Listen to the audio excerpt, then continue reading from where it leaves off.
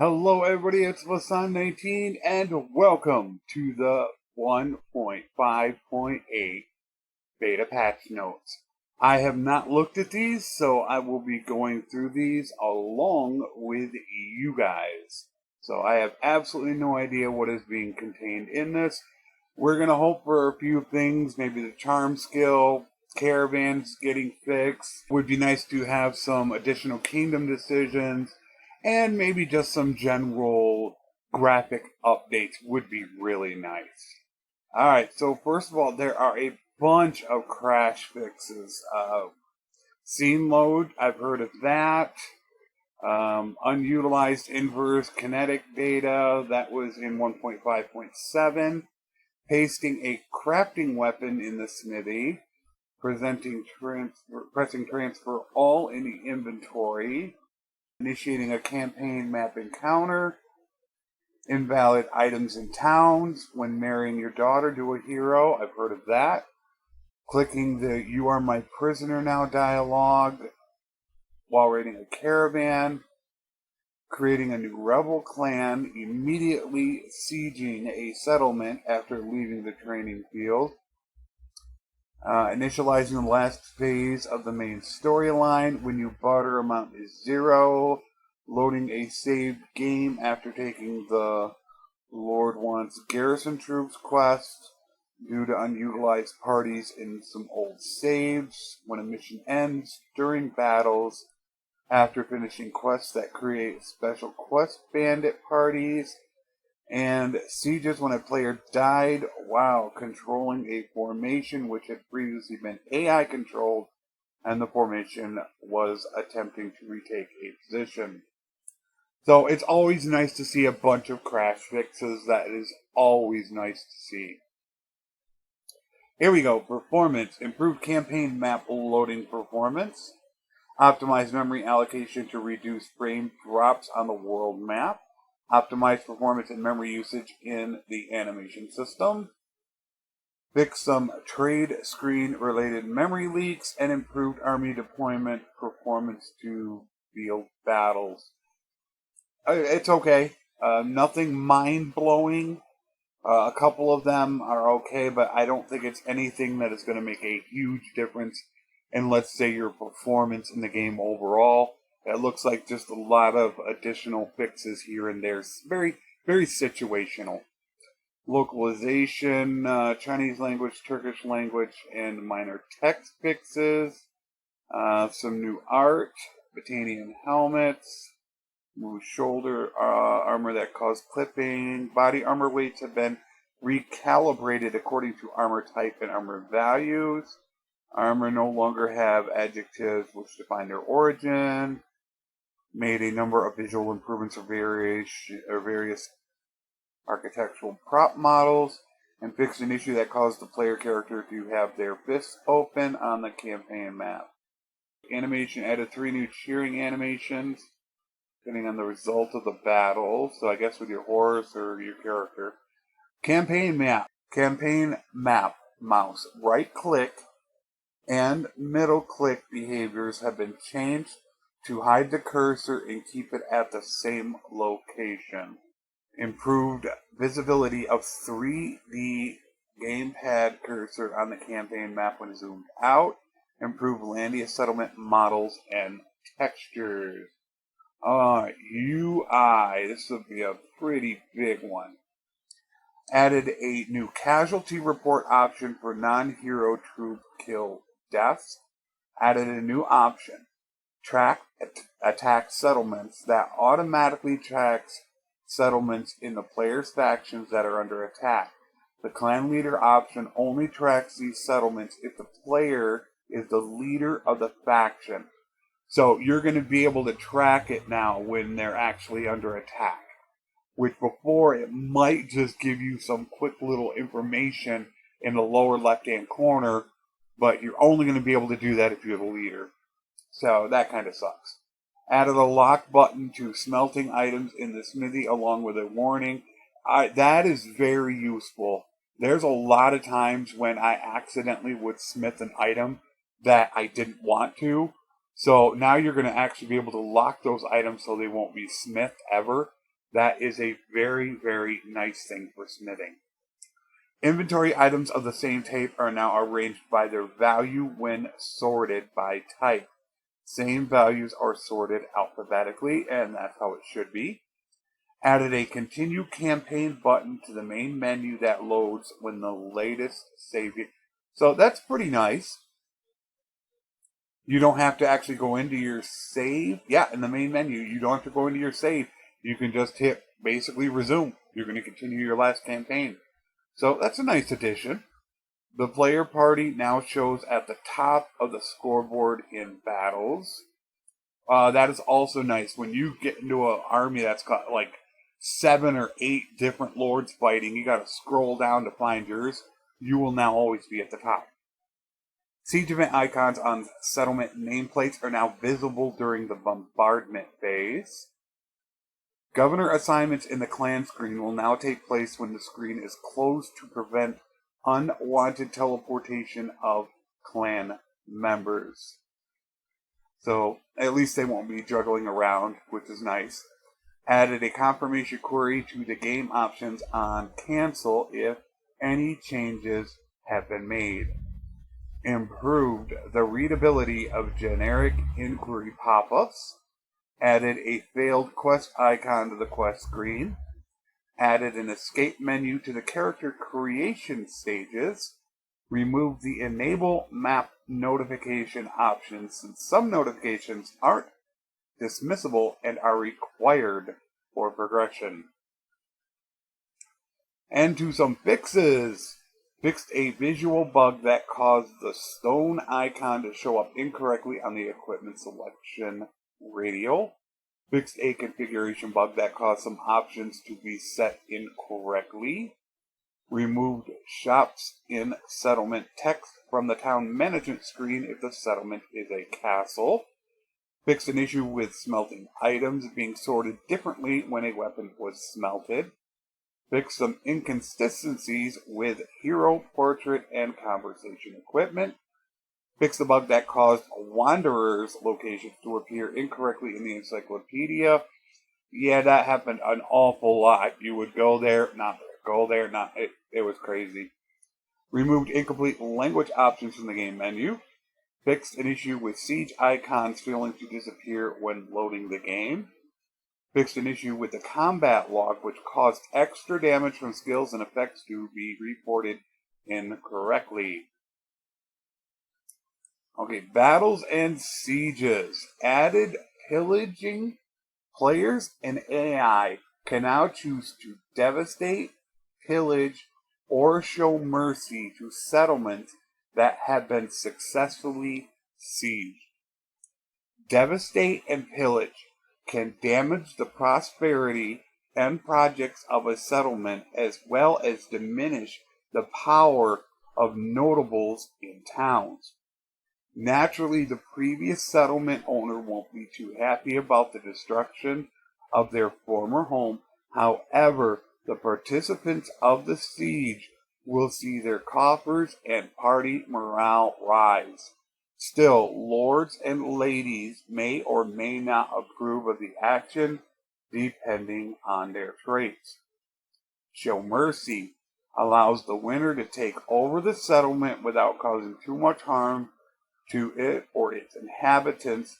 While this is expected for settlements of one's own faction culture, showing mercy to foreign settlements will cause unrest among troops. Just as with other choices, some nobles will approve or disapprove of the action. To put it into perspective, this is what had been talked about on the forums.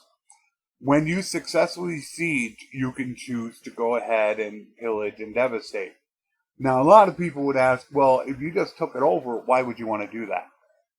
One of the biggest reasons is because you know you're not going to keep it. You just took it over, and you see there's a 1,200-man army coming, and there is no way you're keeping this thing.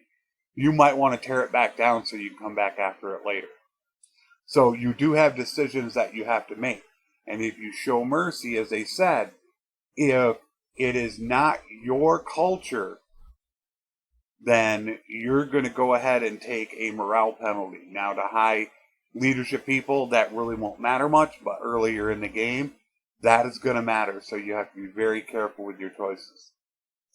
Improve the battle formation spawn system. Formations will now spawn within one of the 4 flanks during open field battles. So this is very nice, considering that when things spawned, they were really all over the place, and some were way across the map.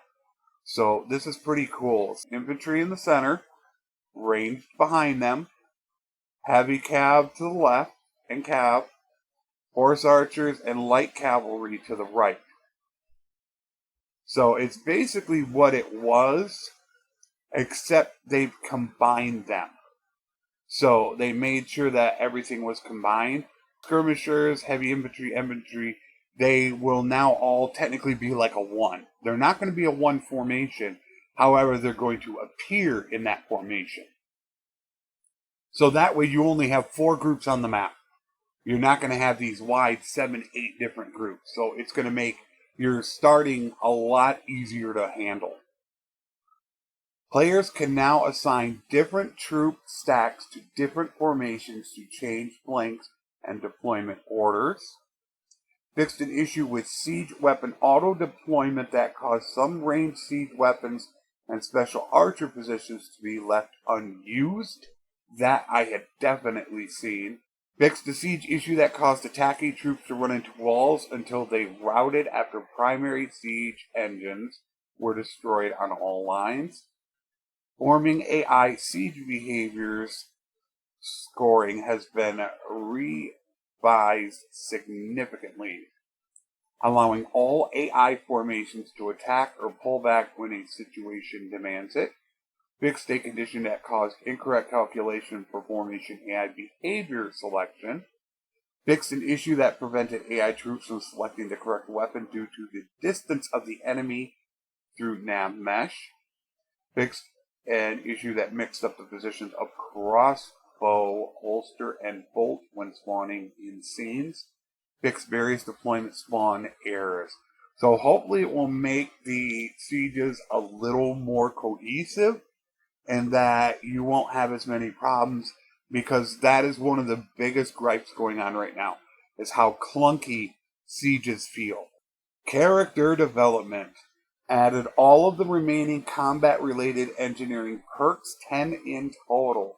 So the engineering tree is done. Fixed various perk problems with athletics, riding, throwing, polearm, and one-handed trees. They seem to be doing that every patch. Pick them off the walls and make them pay perks have been implemented. Fix the bug that caused security-related perks to give negative security to settlements.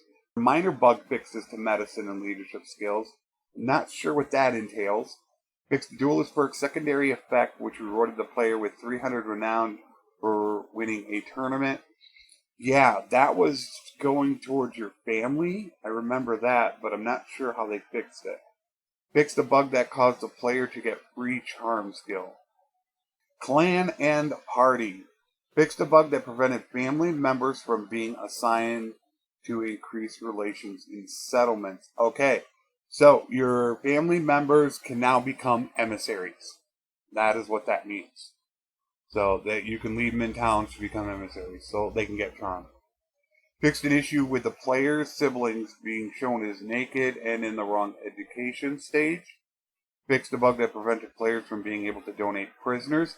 That had been caused by the fix for the charm skill bug, donating prisoners. You were donating them, pulling them back, donating to get free charm. They put in a hotfix for it that caused you not to be able to donate prisoners, so that should be fixed. Fix the bug that allowed the player to take troops from other non-clan parties.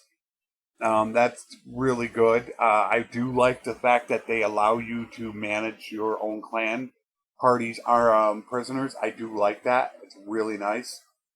Fix the bug that prevented the air menu from opening if the main hero died while sieging. I thought they had that in 1.5.7 as well. Improved a calculation to make AI parties more decisive when engaging enemy parties on the world map. Armies. This has been something that I've been trying to get Tailworld to realize, They did this with sieges. They changed the calculation so that they think you have less troops when you're in a town to make it easier to have defending sieges. And I almost had my first one for the first time in over 2,000 hours. If the Southern Empire wouldn't have pieced out, I would have had a siege. So I still haven't had one. But they need to do that on the world map as well. The AI automatically know how good you are instantly. There needs to be a little more randomness to it because they're never going to attack you if they're almost, I should say almost never, if they have you basically outgunned. And that needs to change a little bit. Okay, kingdom and diplomacy. When a settlement's diplomatic state is changed because of a change of an owner or a new war or peace declaration, all hostile parties that are inside will now leave the settlement. All hostile heroes without parties will be taken prisoner. All non-hostile heroes will be released. Okay, so that just really means that if you're in an army and you're in a town and they go to war, you're kicked out of it. If you have any good people that are sitting in there, any of your heroes, they'll be taken prisoner, which they were. But if there's a peace declaration, then they're automatically set free, which is how it should be. Mercenaries will now leave a kingdom if they do not get paid for several days because of a kingdom is bankrupt.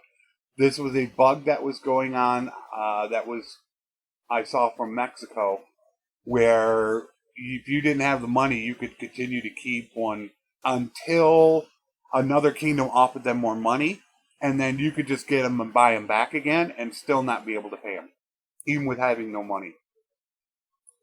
Kingdoms experiencing financial difficulties will now recruit minor factions less. That is a good thing. I've had problems with kingdoms running out of money.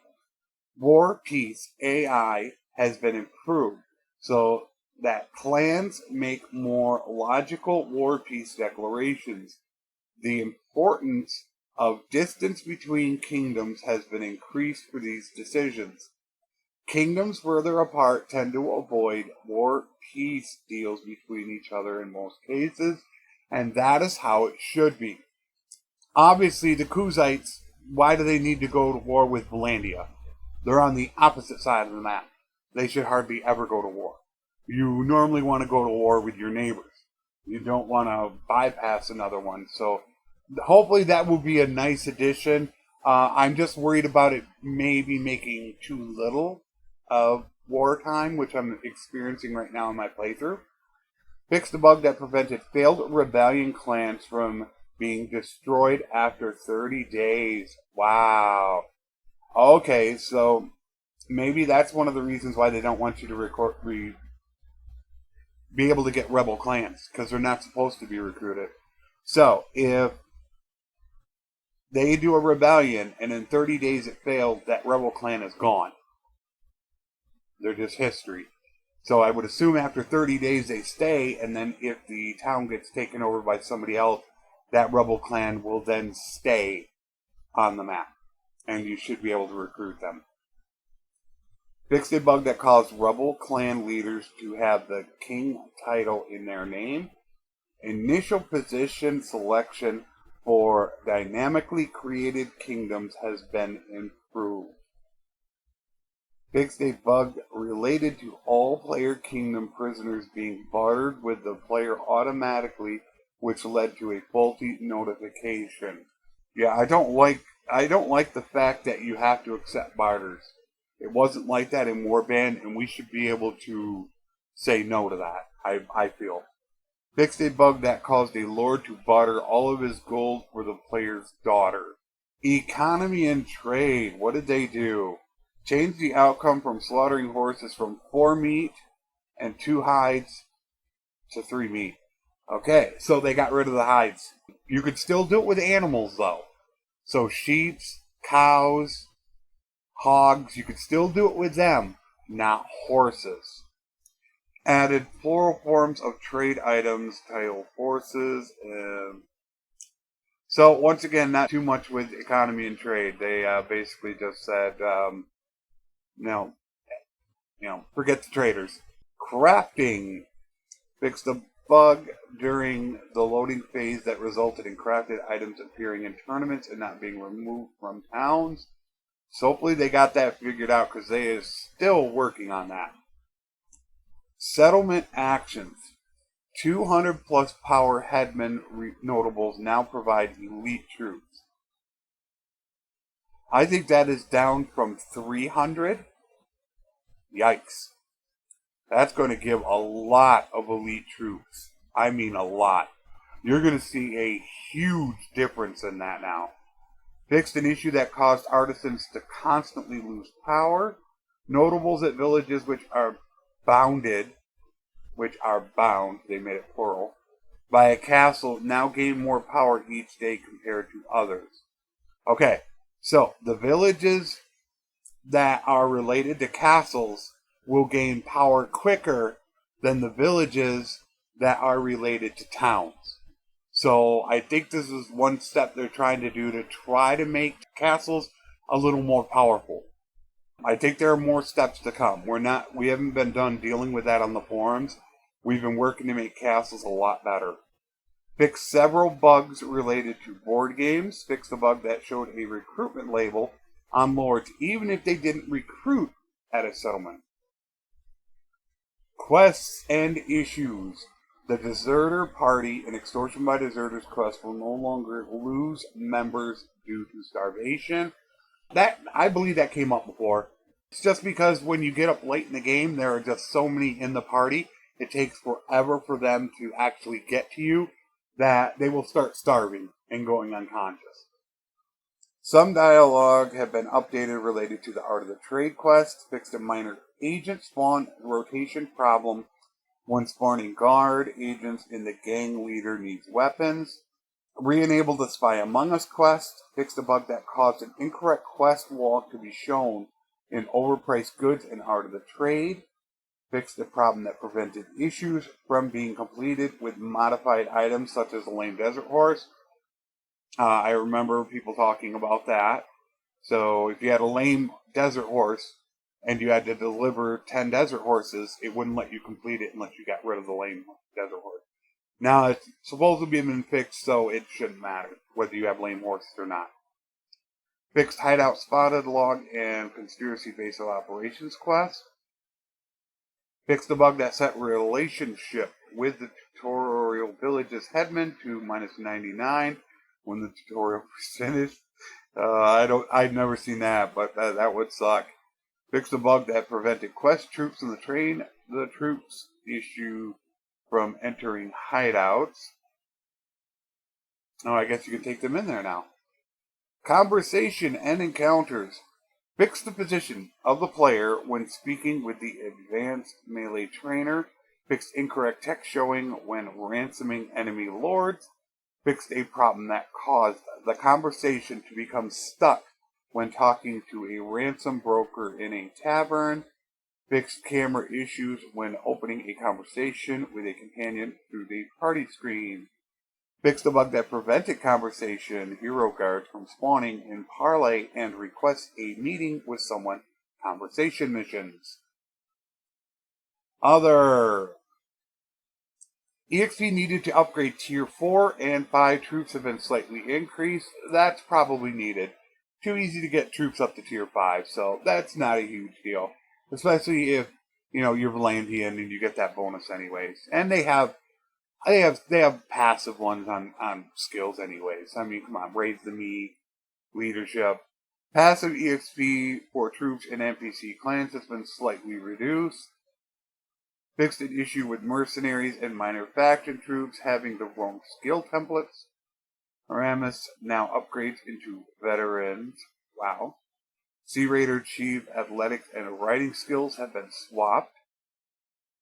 Barbers no longer carry weapons. Connected the cleaning of missiles attached to corpses when cleaning the scenes, especially in tournaments. I guess the arrows and stuff were left behind. Fixed a bug that caused heroes with a child to have another child in quick succession. Okay. Fixed the bug that caused dead heroes to be shown in the character location list. fixed an issue that led to unutilized temporary parties to exist longer than intended, causing nobles to remain as prisoners indefinitely. What I believe that was is when you would go off and marry somebody or they would die, then the party would go back to their home location. So they would be really slow. So it could take 5, 10, 15 days, even longer for that party to slowly get back. And until that party got back, let's say you married the person who was leading that party, you could not then get her to join your party. You would have to wait until that party gets all the way back. And it could take a long time. So I guess there was a bug in there. So then there are a whole bunch of multiplayer issues, which of course I do not normally go into multiplayer because I am not a multiplayer person. So some design and balancing, map, miscellaneous, performance, server, and network. And for both audio, added an option under audio, sound, and background to lower the game volume while the game is out of focus. That is really nice. As somebody that records, if you were to tab out, you would lose the sound. UI changes. Added enable death icon option. Fixed bug prevented chat from working with the number pad enter key. Fixed an issue with incorrect damage amounts being shown in the combat log. Performance. Fixed. Improved the performance of siege battles. That will have to be tested, but if they did actually fix that performance, oh, that is a welcome sight, because siege battles were terrible. CPU memory usage has been reduced. Oh, wow. Okay, so that is what we wanted to see, but I guess they saved it for both. So once again, we should be able to get a little bit more performance. Hopefully we haven't caused any memory leaks. That's the one biggest concern when they do performance, is them creating memory leaks. Combat. Improved cavalry calculations to take velocity into consideration when switching to two-handed weapons. Mounted agents will no longer needlessly change weapons when moving short distance or rotating their mounts. Agents will no longer throw their last throwing weapon if they have no other melee weapon. So they're going to change that to their last throwing will become a one-handed weapon.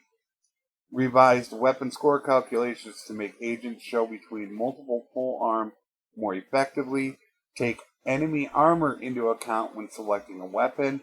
And improved weapon reach consideration. Attacking and blocking with game controller is now working correctly with all possible options.